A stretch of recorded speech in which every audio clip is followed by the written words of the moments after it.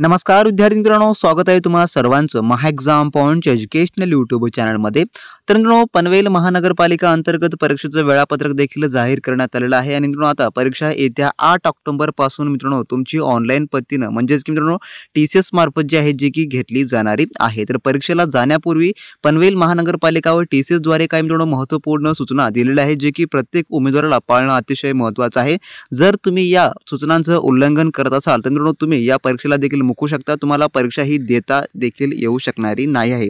त्यामुळे आजचा व्हिडिओ आपला तुमच्यासाठी अतिशय महत्त्वाचा आहे मित्रांनो। या व्हिडिओला शेवटपर्यंत आणि काळजीपूर्वक जेवढे काही महत्त्वपूर्ण सूचना त्यांनी मेन्शन केल्या आहेत त्या परिपूर्ण सूचनांचं पालन होणं अतिशय महत्त्वाचं आहे। व तसेच परीक्षेला जाते वेळेस तुमच्यासोबत कोणकोणती डॉक्युमेंट सोबत ठेवायचे आहेत ते देखील मी या व्हिडिओमध्ये तुम्हाला सांगणार आहे। तर व्हिडिओ खूप इम्पॉर्टंट आहे, व्हिडिओला शेवटपर्यंत आणि काळजीपूर्वक पहा मित्रांनो। तर मित्रांनो, आपला आजचा हा व्हिडिओ स्टार्ट करण्या अगोदर जर मित्रांनो तुम्ही अजूनही आपले TCS पॅटर्न आधारित पनवेल महानगरपालिका स्पेशल एक्सपेक्टेड क्वेश्चनचे टेस्ट किंवा नोट्स किंवा टेक्निकल क्वेश्चन बँक मिळाला नसेल मित्रांनो तर लगेच तुम्ही आपल्या WhatsApp सेलरशी कॉन्टॅक्ट करून मित्रांनो ते सर्व काही मिळवून घ्या, कारण का परीक्षेच्या अंतिम दिवसांमध्ये मित्रांनो तुम्हाला त्याचा खूप फायदा होणार असेल।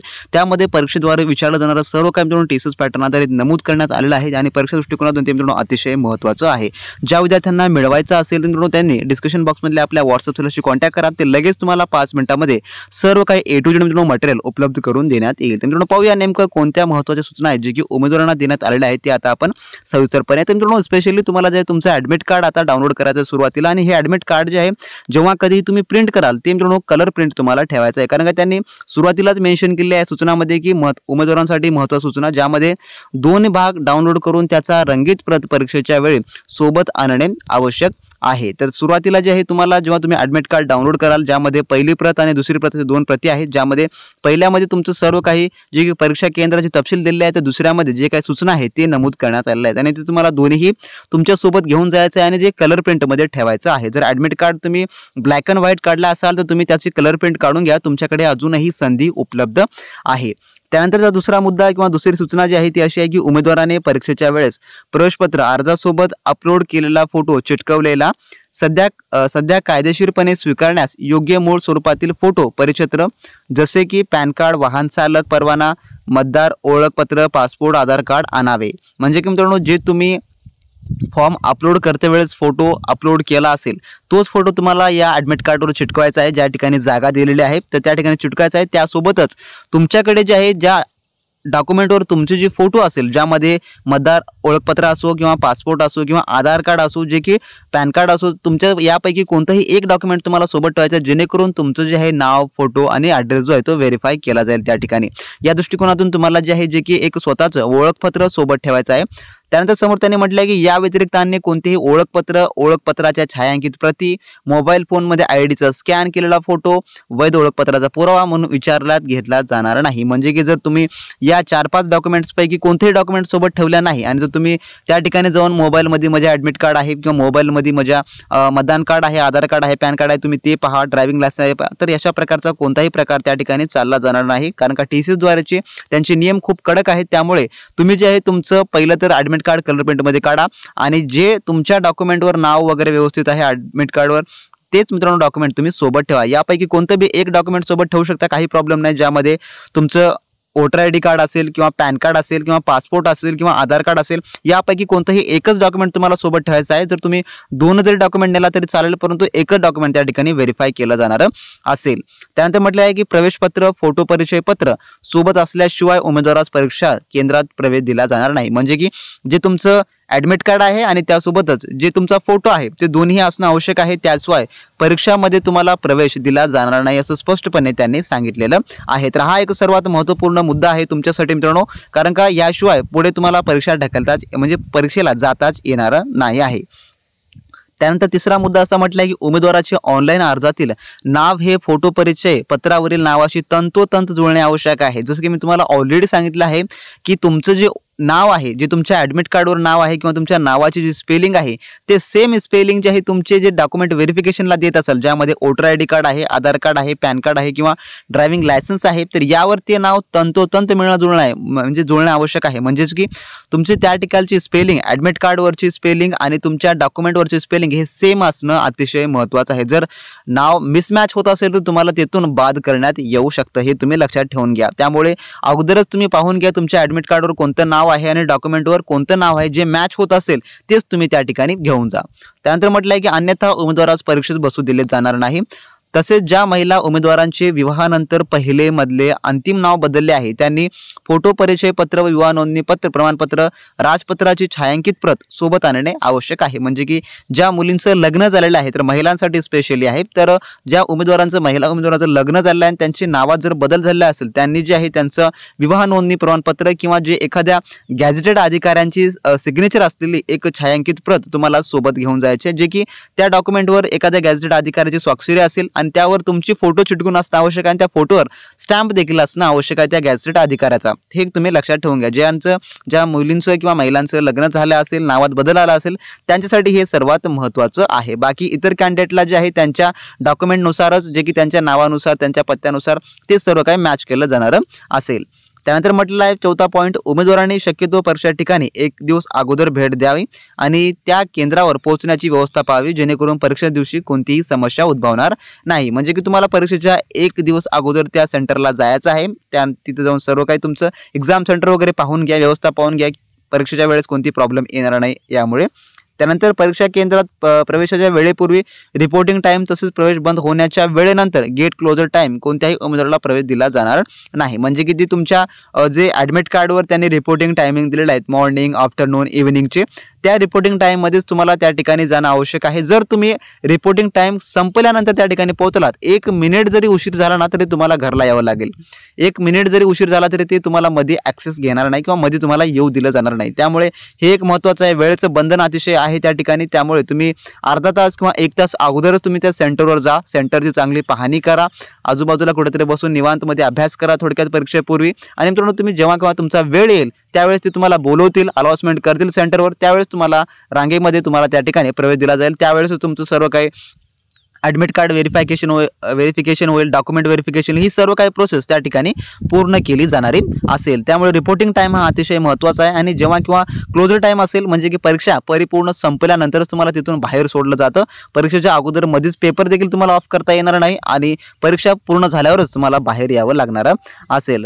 त्यानंतर म्हटलं आहे की उमेदवारांसोबत जे की काही तुम्ही सोबत जर काही नेऊ इच्छिता, ज्यामध्ये जे की साधे पारदर्शक निळे किंवा काळे बॉल पेन, तर एक तुम्ही पेन त्या ठिकाणी घेऊन जाऊ शकता, परंतु पेन घेऊन जाण्याची देखील गरज नाही, कारण का त्या ठिकाणी तुम्हाला एक्झाम सेंटरवर ऑलरेडी पेनांची सुविधा केलेली असते। पेन आणि रफ कागद त्या ठिकाणी दिला असते, तुम्ही सोबत काही नाही घेऊन गेल तरी चालेल, त्या ठिकाणी सर्व सुविधा तुमची केलेली असते। ज्यामध्ये पाणी जर हवं असेल तर तुम्ही पाणी देखील त्या ठिकाणी मिळेल, पेन हवा असेल पेन मिळतं त्या ठिकाणी, त्यानंतर रफ कागद हवा असेल तर तुम्हाला रफ कागद देखील मॅथचे क्वेश्चन सॉल्व्ह करण्यासाठी त्या ठिकाणी दिलं जातं, सर्व काय त्या ठिकाणी दिलं जातं। त्यानंतर दुसरा मुद्दा, प्रवेशपत्र संकेतस्थळावरून डाउनलोड करून A4 साईज आकाराच्या कागदावर रंगीत प्रिंट घेऊन येण्याकरता योग्य भरलेला असावे। त्यानंतर वैध फोटो, ओळखपत्र व त्याची छायांकित प्रत, जे तुमचं सांगितलं आहे मी सुरुवातीला डॉक्युमेंटच। त्यानंतर म्हटलेलं आहे बायोमेट्रिक डाटा आणि फोटो परीक्षा ठिकाणी घेतले जाईल। बायोमेट्रिक डाटा परीक्षा दरम्यान कधीही घेण्यास सत्यता पडताळण्यास विरोध केल्यास उमेदवाराची उमेदवारी रद्द केली जाईल। म्हणजे की हा प्रकार जो आहे तो डमी कॅन्डिडेट संदर्भात खूप जे की महत्त्वपूर्ण आहे। तर तुमची ज्यावेळेस तुम्ही त्या ठिकाणी एंटर कराल त्यावेळेस सर्व काही व्हेरिफिकेशन होईल, ज्यामध्ये तुमचं बायोमेट्रिक डाटा देखील घेतला जाणार असेल, ज्यामध्ये आयरिस स्कॅन असतील किंवा तुमचे फोटो असेल, हे सर्व काही तुम्हाला त्या ठिकाणी केलं जाणार असेल। तर तुम्ही त्याचा विरोध करत असाल तर तुम्हाला त्या ठिकाणाहून बाद करण्यात येईल, जे काही त्यांच्या नियमानुसार गुन्हा दाखल देखील केला जाऊ शकतो। त्यानंतर म्हटलेलं आहे जर बोटावर कसले थर असेल, शाई, मेहंदी, रंग इत्यादी, तर धुवून टाका आणि परीक्षेच्या दिवसाआधी तो थर संपूर्णपणे गेला आहे याची खात्री करून घ्या। तर हे एक सर्वात महत्त्वाचं आहे। ज्या मुलींनी हातावर मेहंदी वगैरे किंवा जे मुलं सिमेंटमध्ये वगैरे काम करतात त्यांनी जे आहे परीक्षेच्या 1 दिवस अगोदरच हात स्वच्छ ठेवा, जेणेकरून त्या ठिकाणी तुमचा बायोमेट्रिक फिंगर येईल। जर तुमचा फिंगर येत नसेल तर ते तुमच्यासाठी एक सर्वात महत्त्वाची त्या ठिकाणी एक अवघड परिस्थिती असेल। त्यामुळे हातावरील सर्व काही जे काही असेल घाण वगैरे ते काढून घ्या, शाई, मेहंदी, जे रंग असतील ते इत्यादी सर्व काही पुसून टाका। त्यानंतर म्हटलं आहे जर बोटांना मळ किंवा धूळ लागली असेल तर बोटांचे ठसे घेण्याआधी धुवून घ्या आणि हातांची बोटे सुकली आहेत याची खात्री करून घ्या, जेणेकरून त्या ठिकाणी तुमचे फिंगर परिपूर्ण येतील। त्यानंतर म्हटलं आहे दोन्ही हातांची बोट सुकली आहे याची खात्री करा आणि जर बोट ओलसर असतील तर बोटे पुसून घ्या। या मुद्द्याचे पालन करण्यास असमर्थ ठरल्यास परीक्षेस बसू दिले जाणार नाही। हो की त्यांचे डायरेक्टली इन्स्ट्रक्शन आहे, जर तुम्ही यांचे मुद्दे जर हे फॉलो नाही करत असाल तर तुम्हाला डायरेक्टली परीक्षेला बसू दिलं जाणार नाही आहे। तर हे तुम्ही लक्षात ठेवून घ्या। त्यानंतर 8वा पॉईंट असं म्हटलं आहे की फ्रिक्सिंग वेळ वाचवण्यासाठी मेटल डिटेक्टरचा वापर केला जाईल. उमेदवाराने खालील ड्रेस कोडचे पालन करण्याचा सल्ला दिला आहे. तर ड्रेस कोड देखील त्यांनी थोडक्यात सांगितलं आहे. तर दैनंदिन वापरातील कपडे जे कोणतेही साधने किंवा संपर्काची उपकरणे लपवण्यासाठी वापरले जाऊ शकत नाही, म्हणजे एकदम कॉमन ड्रेस तुम्हाला घालून जायचा आहे. त्यांनी सांगितलं देखील आहे. अर्धी बाई असलेले कपडे पण त्यावर कोणतेही मोठी बटणे, बॅजेस, बेंचेस इत्यादी नसावीत, ज्याचा वापर संपर्क साधन, ब्लूटूथ, कॅमेरा इत्यादी लपवण्यासाठी केला जाऊ शकेल. त्यानंतर स्लीपर सँडल वापरावे आणि बूट मोजे टाळावे. तर स्लीपर सँडल एवढेच वापरायचं आहे, बाकी बूट वगैरे काही प्रवेश नाही आहे. आणि कपडे देखील एकदम साधारण त्या ठिकाणी जे की लेवून जायचं आहे. जर जास्त हेवी किंवा ज्यामध्ये कॅमेरा वगैरे ब्लूटूथ वगैरे लपवून जाईल असं तुम्हाला काही त्या ठिकाणी जे की घेऊन जायचं नाही आहे. जे की महिला उमेदवार असतील त्यांनी आपले दागिने वगैरे सर्व काही सोनं काय असेल तर ते घरीच ठेवून जा, त्या ठिकाणी ते सर्व काही काढून घेत असतात. एकदम नॉर्मली तुम्हाला त्या ठिकाणी पेपर द्यावं लागणार आहे. त्यानंतर 10वा मुद्दा, जे की 9वा मुद्दा तेवढा महत्त्वाचा नाही, पण 10व्या मुद्द्याकडे आपण वळू.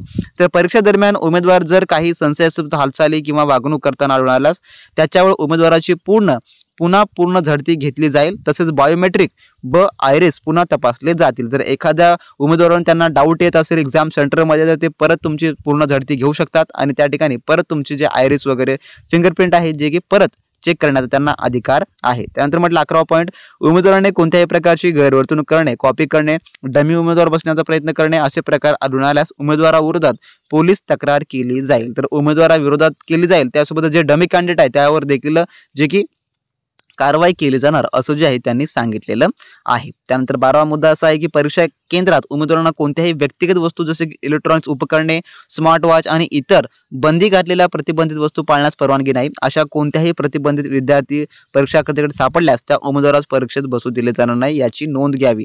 परीक्षेचे अधिकारी व्यक्तिगत वस्तूच्या सुरक्षेसाठी जबाबदार नसतील, तसेच त्यासाठी परीक्षा केंद्रावर कोणतीही सुविधा केलेली नाही आहे. तर तुमची वस्तू तुमच्या सोबतच ठेवायच्या आहेत, म्हणजे की त्यांचे जे काही अलॉट असतील त्या ठिकाणी तुम्हाला ते ठेवायचं आहे. सोबत तुम्हाला काहीच ठेवायचं नाही शिवाय तुमच्या पेनच्या. तर पेन देखील तुम्ही कसला वापरायचा ते देखील त्यांनी सांगितलेलं आहे. तर तुम्हाला सोबत फक्त एक ॲडमिट कार्ड सोबत घेऊन जा आणि डॉक्युमेंटसाठी व्हेरिफिकेशनचा एक घेऊन जा आणि तुमचा फोटो घेऊन जा. बाकी त्या ठिकाणी तुम्हाला काहीच लागणार नाही. सर्व काही त्या ठिकाणी ते तुम्हाला उपलब्ध करून दिलं जाणार असेल. आणि जे काही उमेदवार PWD म्हणजे अपंग असतील त्यांच्यासाठी देखील त्या ठिकाणी मदत केंद्र उपलब्ध असतं. तर थोडक्यामध्ये असे काही महत्त्वपूर्ण सूचना होते जे की पनवेल महानगरपालिकेअंतर्गत देण्यात आलेल्या उमेदवारांना, आणि या सूचनांचं काटेकोर पालन होणं अतिशय महत्त्वाचं आहे. जर तुम्ही सूचनांचं पालन करत नसाल तर तुम्हाला परीक्षामधून भिमुख व्हावं लागेल मित्रांनो. तुम्हाला परीक्षा देखील देता येणारी नाही आहे. आणि सर्वात महत्त्वाचं म्हणजे वेळेचं बंधन. परीक्षेच्या तुम्ही एक दिवस अगोदर जा आणि एक्झाम सेंटरवर 1 तास अगोदर जा, जेणेकरून तुम्हाला सर्व एक्झाम सेंटर म्हणजे सर्व काही तुमचं परीक्षेचं सर्व काही त्या ठिकाणी माहिती दिली जाणारी असेल. त्यामुळे असा होता हा व्हिडिओ. जर तुमच्या मनात या व्यतिरिक्त काही प्रश्न असतील तर खाली कमेंट बॉक्समध्ये कमेंट करू शकता. आणि ज्या विद्यार्थ्यांना आपले TCS पॅटर्न आधारित एक्सपेक्टेड क्वेश्चनचे टेस्ट किंवा नोट्स हवे असतील किंवा टेक्निकल MCQ क्वेश्चन बँक हवा असेल सरावासाठी या परीक्षा अंतिम दिवसांमध्ये, तर मित्रांनो तुम्ही आपल्या व्हॉट्सअप सेलरशी कॉन्टॅक्ट करून घ्या. डिस्क्रिप्शन बॉक्समध्ये त्यांची ऑफिशियली लिंक देण्यात आलेली आहे. परीक्षा दृष्टिकोनातून सर्व काही त्यामध्ये आपण नमूद देखील केलेलं आहे. तर भेटू नेक्स्ट व्हिडिओमध्ये नवीन अपडेट सोबत, नवीन माहिती सोबत. आणि मित्रांनो आपले जर व्हिडिओ सिरीज तुम्ही पाहिले नसाल पनवेल महानगरपालिकेचे तर तुम्ही ते देखील पाहून घ्या. त्यामध्ये देखील आपण अतिशय महत्त्वाचे प्रश्न आपण कव्हर केलेली आहे. तर भेटू नेक्स्ट व्हिडिओमध्ये नवीन अपडेट सोबत. तोपर्यंत बी प्रॅक्टिस क्रॅक एक्झाम.